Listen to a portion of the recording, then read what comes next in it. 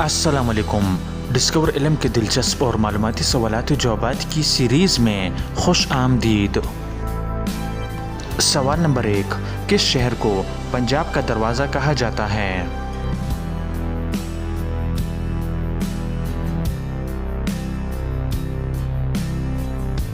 सही जवाब है अटक शहर को। सवाल नंबर 2, जानवरों में किस जानवर की छलांग सबसे लंबी होती है?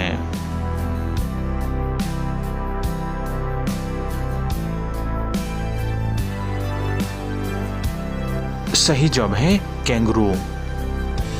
सवाल नंबर 3, पाकिस्तान का सबसे बड़ा सहरा कौन सा है?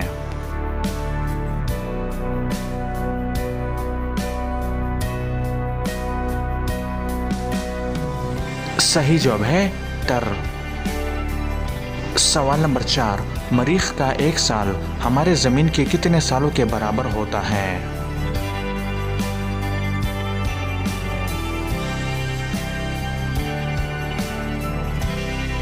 सही जवाब है 2 सालों के बराबर होता है।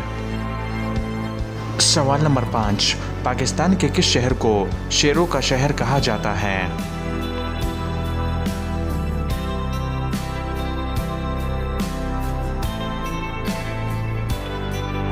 सही जवाब है मंडी बहाउद्दीन।